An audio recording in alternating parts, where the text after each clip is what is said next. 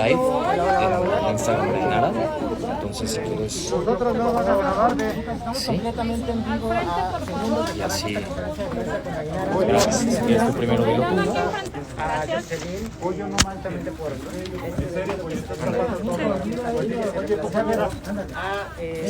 A eliminación, y ahorita justamente vamos a platicar con algunas. No, lo tapan los oídos. Pues, Mejor que se pueda. Así ahorita es violación y que no es no. También quiero que otras víctimas de delitos sexuales sepan que, aunque nunca les van a regresar lo que les quitaron, hay personas que las van a escuchar y apoyar, que las cosas realmente sí mejoran y que cuentan conmigo.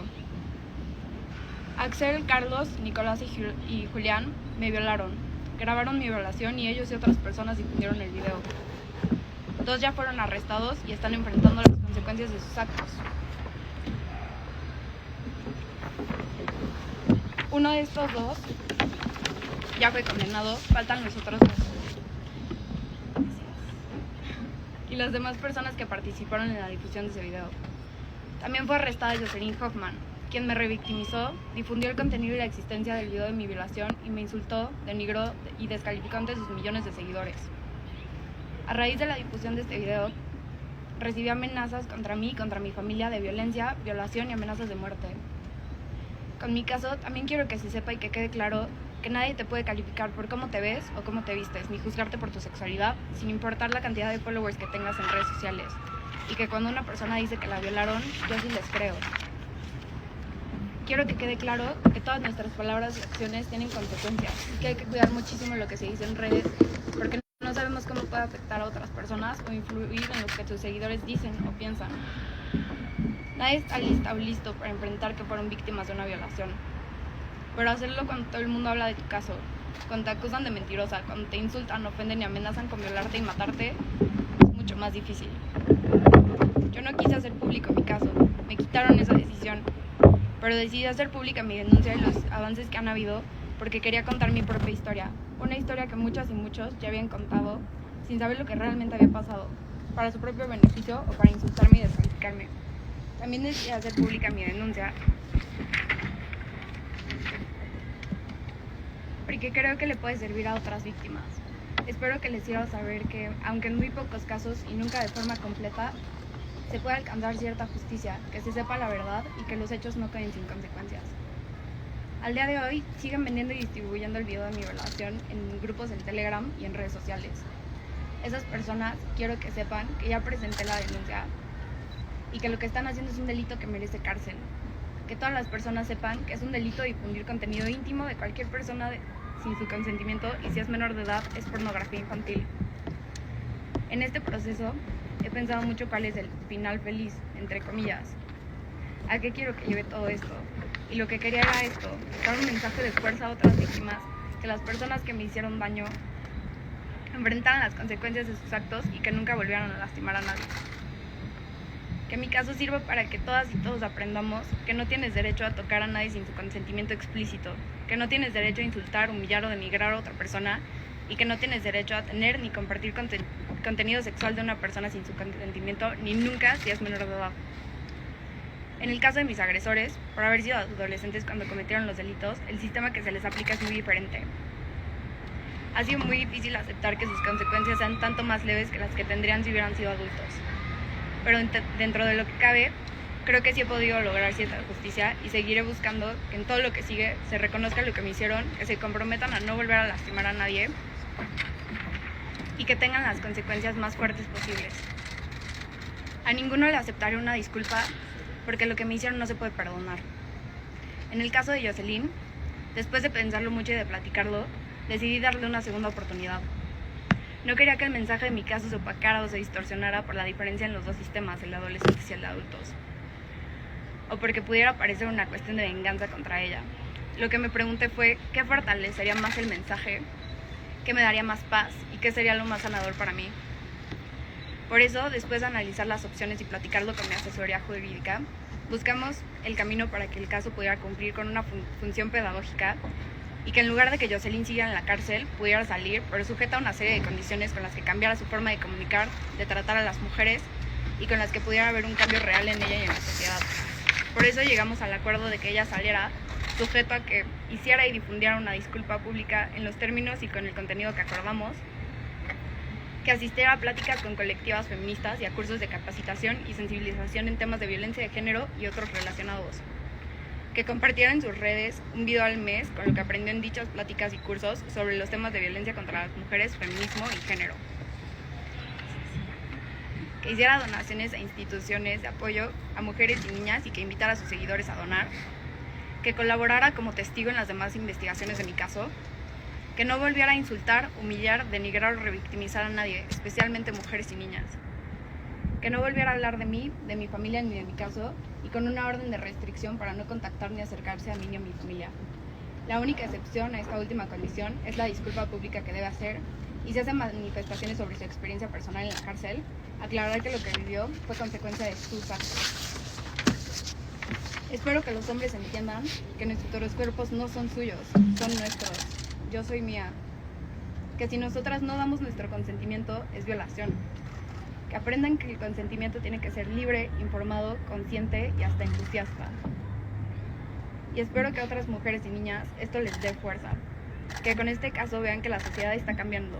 Que como a mí me apoyaron en las colectivas, cada vez hay más personas que les van a creer y las van a apoyar. Que no están solas y que la violencia sexual, emocional o en cualquiera de sus formas no es normal y no tienen por qué tolerarla. Para acabar, espero que todo esto sirva de algo. A mí me ha servido mucho. Gracias. Escucharemos ahora la intervención de Javier Schuster Rico. Yo quisiera comenzar por agradecerle públicamente a Ainara su confianza en nuestro equipo y a Samantha Cerizola de FEM por FEM, que nos refirió para este asunto que integramos a nuestra cartera pro bono de principio a fin. El asunto se lleva pro bono en nuestro despacho. Tanto yo en lo personal como el resto del equipo de nuestro despacho hemos aprendido mucho de mujeres como ustedes y de su lucha. Ha sido una gran oportunidad y un privilegio poder apoyar en este caso. Desde la primera junta que tuvimos con Ainara le manifestamos que ella sería en todo momento quien llevaría la batuta del asunto. Ni nosotros, ni su familia, ni nadie más. Que ella sería quien decidiera qué tan lejos ir, si en algún momento parar y qué objetivos buscar. Tenemos la firme convicción de que es tan válido denunciar como decidir no hacerlo, o en cualquier momento del proceso decidir no seguir adelante. Nadie puede exigirle a una víctima la inevitable revictimización que implica enfrentar un proceso penal o seguir adelante con él. Por eso mismo es tan admirable lo que ha hecho Ainara. No solo decidió denunciar a sus agresores y llegar hasta las últimas consecuencias, sino además decidió contar públicamente su historia, para tomar control de la narrativa y decir en su propia voz lo que había vivido, para dar un mensaje de fuerza y empoderamiento a otras víctimas y para llevar un mensaje social que, como ella ha dicho y no pretendo más que reafirmarlo, se resume en 3 cosas. Violación equiparada es violación, es decir, realizar un acto sexual sobre quien no tiene la capacidad de consentir, comprender o resistirlo, es tanto como obligarla o obligarlo y tiene las mismas penas. Y si una persona está bajo los efectos del alcohol, es probable que no tenga la capacidad de consentir, comprender o resistir. 2. Es un delito tener o compartir contenido sexual o íntimo de menores de edad, y de cualquier persona si no es con su consentimiento.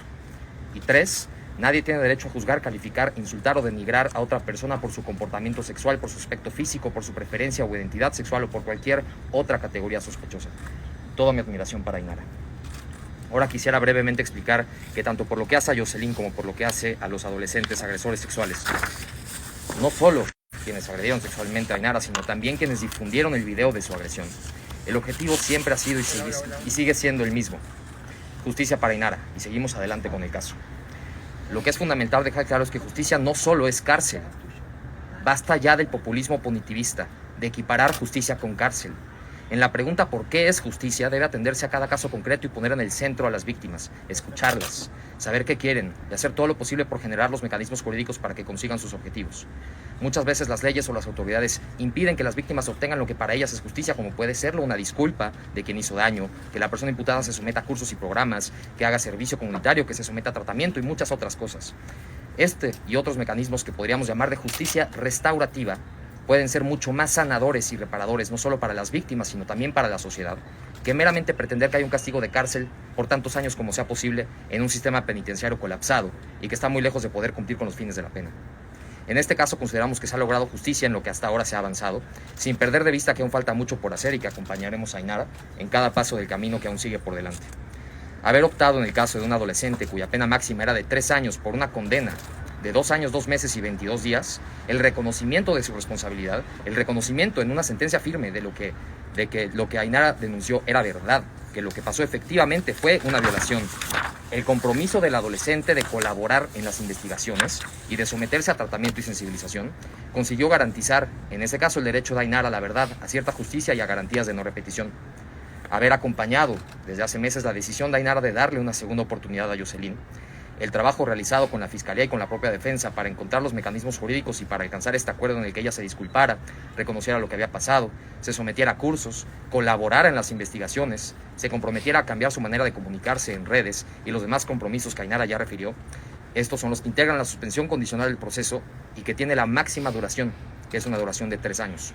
Todo esto no solo es reparador para Ainara, la protege y evita su revictimización, sino que además, como ella misma lo dijo, y siendo tanto más admirable por haber decidido tener ese objetivo, manda un mensaje de fuerza, cumple una función pedagógica con la sociedad de lo que se puede y no se puede hacer en redes sociales, y consigue justamente verdad, justicia, reparación y garantías de no repetición, y no solo para Ainara, sino incluso para la sociedad en general. Por último, me gustaría exhortar a los medios de comunicación y a la opinión pública en general, de forma respetuosa, a abstenerse de juzgar, especular o descalificar lo que para Ainara es justicia. Solo corresponde a la víctima definir lo que para ella se acerca a eso que llamamos justicia, y juzgarlo desde fuera, exigir que tuviera otro desenlace, especular o descalificar las motivaciones y el proceso que Ainara misma que ha explicado sería muy lamentable. Precisamente el espíritu del sistema de justicia penal acusatorio es poner en manos de las víctimas decisiones como esta. Es alejarnos del punitivismo estatal. Lejos de señalar, criticar y juzgar, lo cual robustecería los ánimos punitivistas que implican legitimar la búsqueda de venganza, hay que entender que las consecuencias jurídicas de los delitos incluyen garantizar los derechos de las víctimas. El castigo penal que el hecho merece, en términos de los años de prisión, no es sino un límite al poder punitivo del Estado.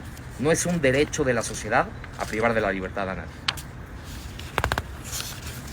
Ahora pasamos con la intervención de Samantha Cerizola. Muchas gracias.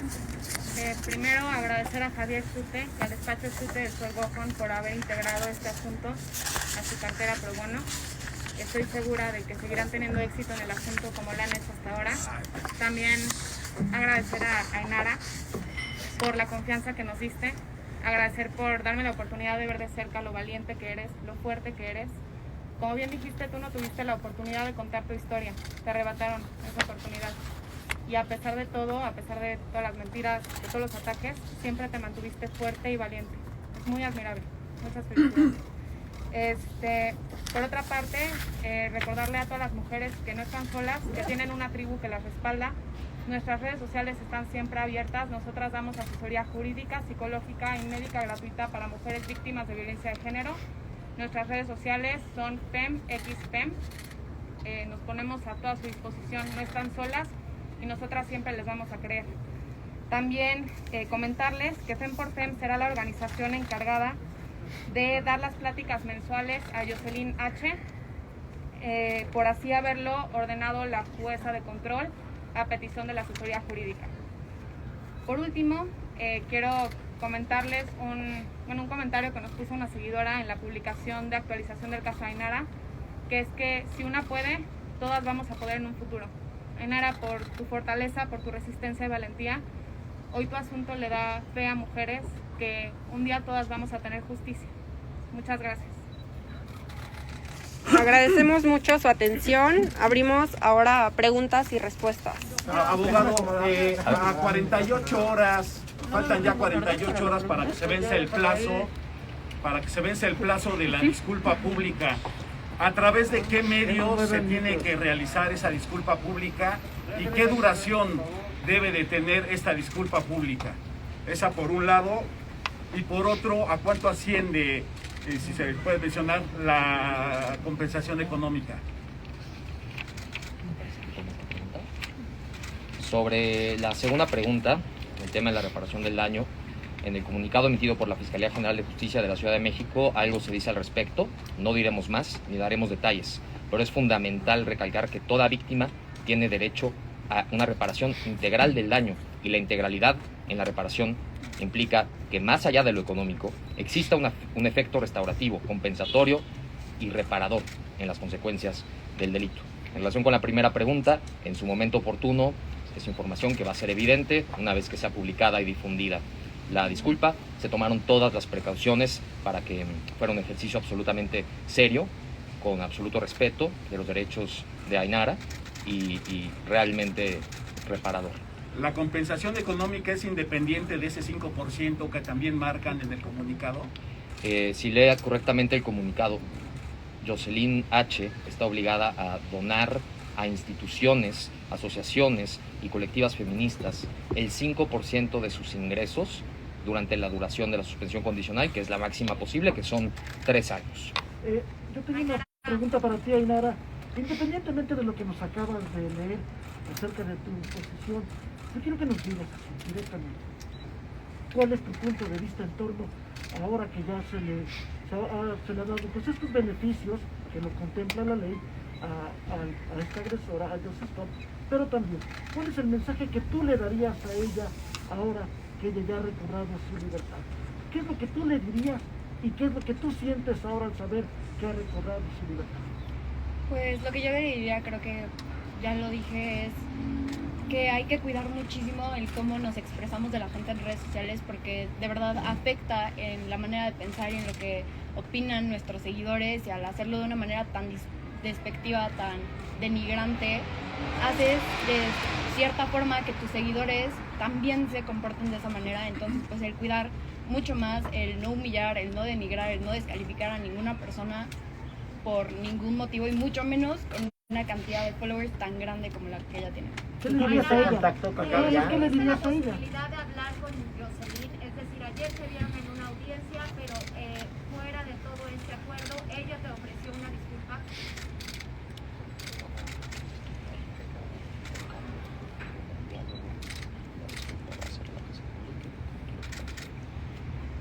La disculpa va a ser la que se hará pública. No tuve la oportunidad de hablar con ella, solamente con su asesoría jurídica, y ya, eso es todo. Ainara, ¿qué satisfecha por esta reclasificación del delito, o sea, de pornografía infantil a discriminación? ¿Queda satisfecha?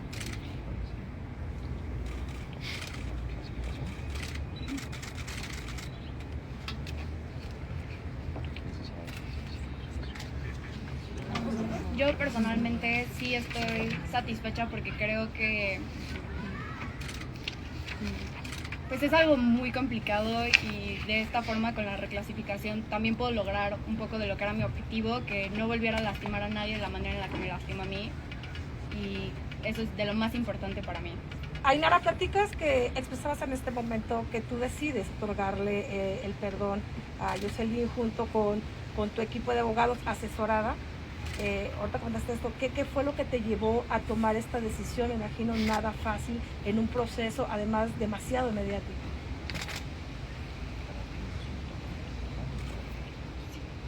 Pues como tal no le otorgué el perdón, es una suspensión condicional del proceso.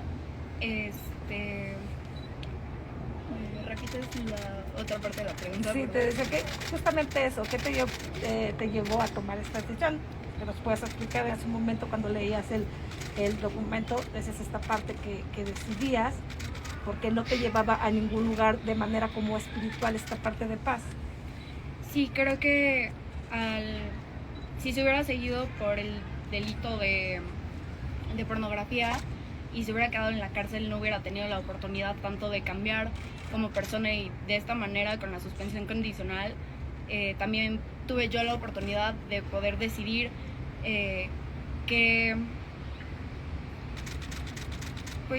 poder decidir cómo ella podría cambiar su manera de comunicar, de una forma en la que no humillara, no denigrara, no ofendiera a otras personas.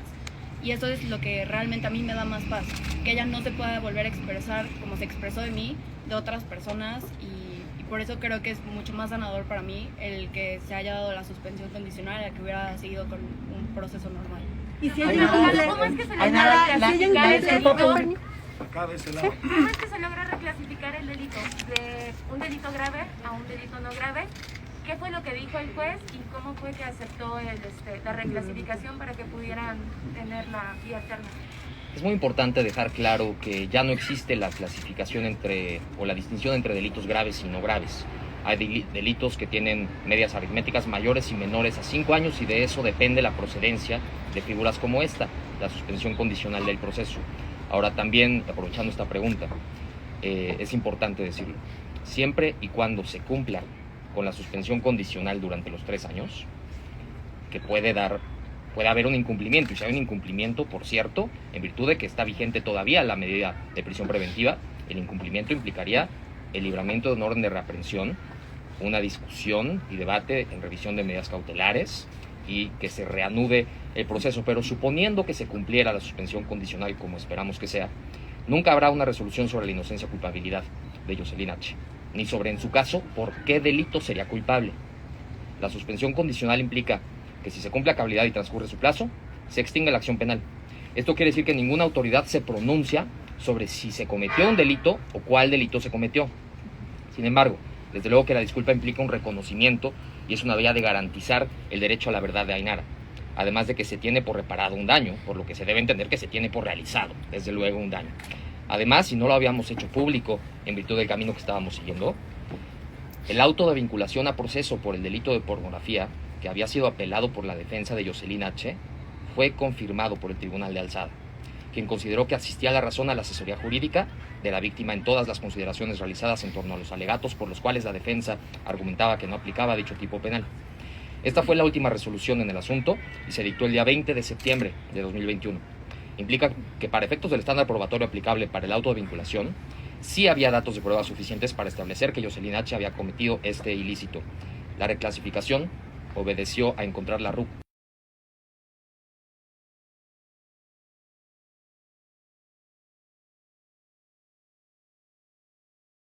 ¿Cada cuándo las tendrá que tomar? ¿Qué duración?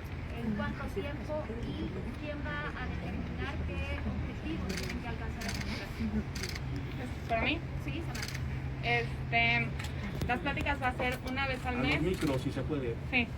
Las pláticas van a ser una vez al mes durante 3 años. Las pláticas tendrán una duración de 1 hora sobre temas de violencia de género, perspectiva de género y por supuesto feminismo. Habían comentado esta parte las disculpas públicas, perdón, las disculpas públicas por medio van a ser del canal de YouTube de ella, a través de las redes sociales, a través de un comunicado. ¿Cómo va a ser el tema ahí? Se va a publicar en algunos de sus canales de YouTube, no sé en cuál, y deberá ser difundido también en sus otras redes sociales, Instagram, Twitter, Facebook. Ajá. ¿Va a ser a través de las redes entonces de Yoselin? ¿Dónde va a ser? Sí. Okay. Sobre esta parte Abogado, eran 4 agresores. Sobre esta parte que habían comentado, la discusión que ustedes dieron cuenta en la investigación, que se continuaban subiendo este video en redes sociales, WhatsApp, ¿desde cuándo toman conocimiento y hasta dónde está alcanzando esta parte? Porque, pues, si bien el hecho ya tiene tiempo que se concretó, ¿no? Entonces, no sé si el abogado o Ainara tengan algo respecto a esto.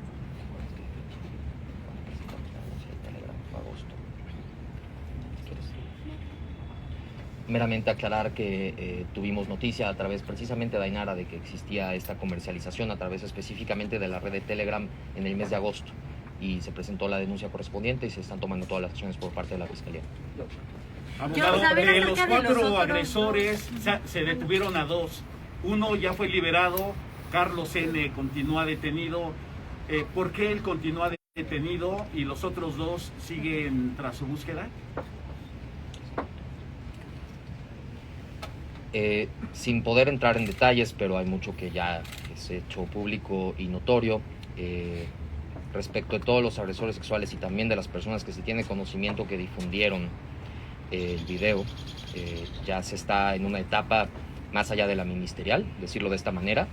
Si bien desde luego el ejecutar un mandato judicial pues también depende de las facultades y su ejercicio por parte de Policía de Investigación para el rastreo y ubicación de las personas. En efecto, uno de los adolescentes, porque tenía una edad menor, no solo a 18, sino menor a 16 años, es que su pena máxima era de 3 años. Se logró 2 años, 2 meses, 22 días, y por la naturaleza del sistema de justicia para adolescentes, la pena alternativa planteada de la Fiscalía fue de libertad asistida. Está cumpliendo una condena. Usar la palabra de que fue liberado implica, sí, desde luego, cesa la medida de internamiento preventivo, pero la persona está purgando una condena. En el caso de los otros dos, entonces, ¿no se va a seguir el proceso jurídico para detenerlos? ¿Será algo más personal, digamos? Y en el caso del otro implicado que sigue en prisión, ¿se hará lo mismo que con el que ya salió o qué procede con ellos? Desde luego que se va a seguir adelante con el proceso en todos los casos. En todos los casos se va a seguir adelante con el proceso, como lo hemos dicho, buscando justicia para Ainara. Las implicaciones de qué en cada caso implica justicia para Ainara, tomando en cuenta todo lo que hemos hablado, pues variarían, pero por supuesto que vamos a seguir adelante sin detener, sin miramientos, pues el proceso con todas sus implicaciones. Ainara, Jocelyn tendrá que ir a firmar al penal cada cierto tiempo el libro de ¿Tiene usted ya conocimiento de ¿Cada cuánto tiene que ir? La unidad de supervisión de medidas cautelares y suspensión condicional del proceso, desde luego que se va a seguir adelante con el proceso en todos los casos. En todos los casos se va a seguir adelante con el proceso, como lo hemos dicho, buscando justicia para Ainara. Las implicaciones de qué en cada caso implica justicia para Ainara, tomando en cuenta todo lo que hemos hablado, pues variarían, pero por supuesto que vamos a seguir adelante sin detener, sin miramientos, pues el proceso con todas sus implicaciones. Ainara, Jocelyn tendrá que ir a firmar al penal cada cierto tiempo el libro de ¿Tiene usted ya conocimiento de ¿Cada cuánto tiene que ir? La unidad de supervisión de medidas cautelares y suspensión condicional del proceso, mejor conocida como USMECA, hace estas determinaciones. Es ante esta unidad que tiene que acreditar Jocelyn H. y cualquier persona sujeta a una suspensión condicional el cumplimiento puntual de todas y cada una de las condiciones. ¿Podrá salir del país? ¿Cada cuánto tiene que ir? Las condiciones ya se dieron a conocer, las condiciones de la suspensión condicional. Tiene que dar cumplimiento a ellas e informar a la unidad, acreditar que está cumpliendo. Ainara, a la fecha de que realizaste esta denuncia, ¿te has sentido segura en las calles o has recibido algún tipo de amenaza? Porque una de las personas que está involucrada en esto, los familiares comentaban que tenían el dinero suficiente para pagar al juez. Pero más allá de todo esto, ¿te has sentido en libertad completamente tú en la calle? ¿Te has sentido segura? ¿Te has sentido en paz?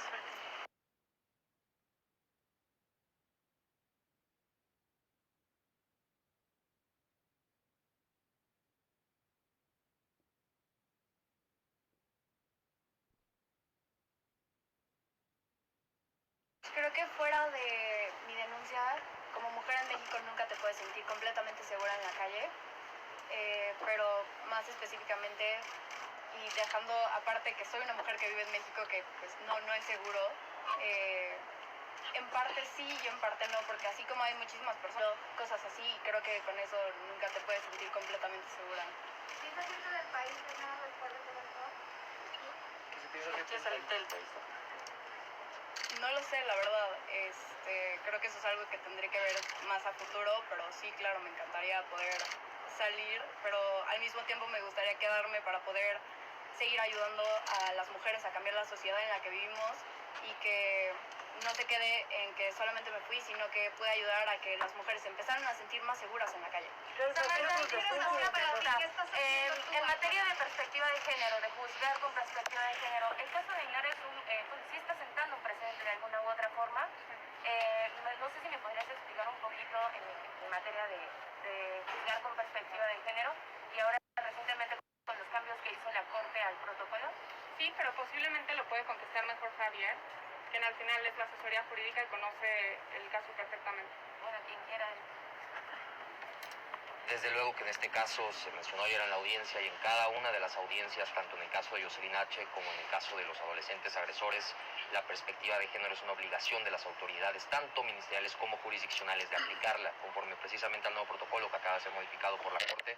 Es una herramienta fundamental, entender que el derecho fue básicamente construido por hombres, pensando en hombres, es decir, es androcéntrico, está heteronormado, y tomar en cuenta que estas categorías no estaban pensando en mujeres. Es importantísimo que las autoridades, precisamente aplicando la perspectiva de género, flexibilicen e interpreten con esta perspectiva, y para proteger a grupos vulnerables en general, que los incluye la perspectiva de género expresamente en el protocolo de la Suprema Corte, a pesar de, pues, precisamente que está viciada la ley mexicana por estas características. Ainara, ¿qué estás haciendo tú ahora? ¿Estás estudiando? ¿Estás trabajando? ¿Qué quieres para ti? Por el momento he estado nada más enfocada en mi denuncia y en todo lo que conlleva esto, que es un proceso, además de lo legal, psicológico muy fuerte. Voy a estudiar Derecho, espero entrar el próximo año a la carrera y ya, es eso. Emocionalmente, ¿cómo sigues trabajando? Porque hablas que fue justamente... ¿Sí? Si bien no se puede hablar de la reparación del daño, hay que referir que Jocelyn tiene que pagar con propiedades. Tienes materia. Les exhortamos de nuevo en ese sentido no repetir preguntas, lo que queremos es información. Ya se contestó una pregunta al respecto y la respuesta va a ser idéntica. En el comunicado emitido por la Fiscalía General de Justicia de la Ciudad de México algo se dice al respecto, no diremos más ni daremos detalles, pero es fundamental recalcar que toda víctima tiene derecho a una reparación integral del daño y la integralidad va más allá de lo económico al existir un efecto restaurativo, compensatorio y reparador en las demás condiciones. Preguntabas en un momento, Ainara, de qué manera estás trabajando emocionalmente, porque ha sido un proceso muy duro para ti y me imagino que psicológicamente pues sigues trabajando esta parte emocional. ¿Qué estás haciendo para reponerte todo esto? Llevo años en terapia psicológica, aparte de eso creo que también he trabajado muchísimo yo conmigo misma en poder aceptar lo que pasó y poder estar bien con que eso pues me pasó, y eso también me ayudó a ser la persona que soy el día de hoy. Y la verdad, yo estoy muy contenta con la persona que soy el día de hoy. Y pues eso, es terapia psicológica y yo sola poder trabajar conmigo y estar feliz y en paz conmigo misma. ¿Tu familia cómo está o cómo le impactó? A un libro o alguna serie o contar tu historia en una de esas plataformas a gran escala. Híjole, eso es algo que jamás había pensado, no lo sé, creo que eso es algo muy a futuro y que nunca había contemplado. Abogado, yo quisiera que nos aclarara si después de los 3 años de que Jocelyn cumpla con las medidas cautelares, ¿es verdad que quedará entonces sin antecedentes penales o cuál será su estatus? Y si ella fue su abogado dijo que ella fue quien propuso la disculpa pública, ¿esto es así o fue una medida más bien impuesta? Bueno, no habría posibilidad de una salida específicamente de suspensión condicional del proceso, básicamente cualquier otra, sin que existiera de por medio el ofrecimiento, por lo menos de una disculpa, que en este caso Ainara decide que sí suceda. Como lo refirió la propia Ainara, en el caso de los adolescentes no ha aceptado los ofrecimientos que han habido respecto de disculpas. Es desde luego algo que se requiere como parte de cualquiera de estas salidas que exista una disculpa. ¿Y me puede repetir la primera parte de la pregunta? Sí, la de los antecedentes. Es correcto. En cualquier caso, cuando una persona cumple una condena, todos tenemos derecho al olvido, a que una vez que hayamos pagado nuestra, deuda con la sociedad, no exista más consecuencias que las explícitamente impuestas por la sentencia penal. En cualquier caso, no debería existir esta concepción de los antecedentes penales como algo que deja una marca de por vida en una persona, pero específicamente en el caso de la suspensión condicional del proceso, sus efectos, si se cumple a cabalidad, son la extinción de la acción penal con una pequeña salvedad. No puede una persona acceder a un nuevo mecanismo como este a los 5 años, dentro de un plazo de 5 años al haber terminado el periodo del anterior. Sobre el 5% que se va a otorgar de las ganancias de Jocelyn, ¿lo escoge ella, la fundación o el lugar, o lo escoge Ainara? Amiga. Nada más no me quedó claro esa parte. Esos detalles son objeto de un convenio que en fecha precedió, desde luego, a esta audiencia y que están ahí establecidos. Abogado, este convenio del que habla, ¿cuánto tiempo les tomó lograrlo? ¿Y fue bilateral, unilateral, un estira y afloja?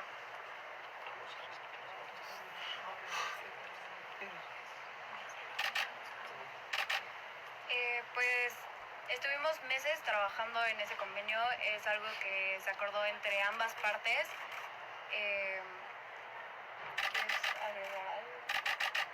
Y pues la verdad, en la medida en la que, como lo ha expresado, como lo hemos platicado antes con Ainara, en la medida en la que ella se siente satisfecha con este convenio como asesoría jurídica, pues nosotros también.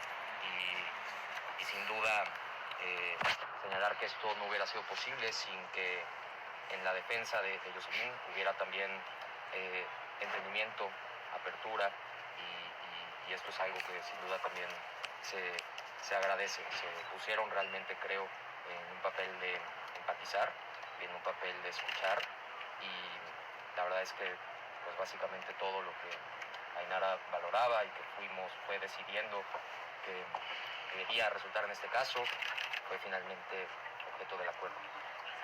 Ainara, ¿crees que ha valido la pena todo el proceso que has vivido y cuál es el mensaje que le das a las niñas, adolescentes, mujeres que han sufrido violencia? Sí, claro que ha valido la pena. La verdad es que yo al principio creía que se iba a quedar en un carpetazo más. Entonces sí creo que ha valido la pena, porque fuera de que yo estoy recibiendo justicia, creo que también estoy dando un mensaje a otras víctimas de fuerza, de que sí se puede, de que, pues como dijo Sam, si uno puede, todas podemos. Y justo ese es el mensaje que me gustaría darles, que si yo pude, todas podemos lograr algo de justicia, que pues obviamente nunca te van a quitar el daño que te hicieron, pero el tener esa como satisfacción, por decirlo así, de que la gente o el juez o quien sea acepte lo que te pasó, que quede claro que lo que están diciendo es verdad. Creo que eso ha valido la pena completamente. ¿Qué sientes en este momento por Jocelyn Hoffman? ¿Qué siento por ella? No lo sé. Obviamente no es una persona muy de mi agrado, pero tampoco es una persona a la que odie. Creo que es más un poco de indiferencia, por así decirlo, porque sí, no voy a decir que de verdad me cae bien o que me cae pésimo ni nada. Simplemente es una persona que me hizo daño, que ha sido parte de mi historia, y hasta ahí queda. Licenciado, importante que comente también a los medios y haga a lo mejor un llamado de, no sé, a las personas que quieran hacer este tipo de denuncias, porque de repente hemos sabido de muchos casos y sin caer en la revictimización, para poder creer, porque justamente muchas chicas de repente han manifestado, pero también no hay pruebas y toda esta situación. O sea, ¿qué mensaje podría dar usted para no caer en una revictimización y que se pueda llegar a un caso como el de Ainara, ¿no? Un caso bien concreto. Samantha, ¿te gustaría contestar esta pregunta? Creo que es más de tu ámbito, la entendí relacionada con redes sociales, denuncias anónimas, denuncias públicas, pero como tú. Pues te puedo contestar una parte. Por supuesto, siempre hay que creerle primero a la víctima. Siempre es lo primero que hicimos con el caso de Ainara, que continuamos haciendo. Reiterar que continúan con todo nuestro apoyo. Lo que nosotras hacemos en FEM por FEM es que al dar la asesoría del caso lo canalizamos con despachos que sabemos que actúan con perspectiva de género y que le van a creer a la víctima con la misma fuerza que nosotras, como fue el caso de Shooter del Sol con abogados. Entonces siempre creerle a las víctimas y reiterar que nosotras estamos aquí para ustedes, mujeres, no están solas, tienen una tribu detrás. Bueno, con esto concluimos la rueda de prensa. Les agradecemos mucho su asistencia y el interés, así como el seguimiento que le han dado al caso. Buenas tardes. Gracias.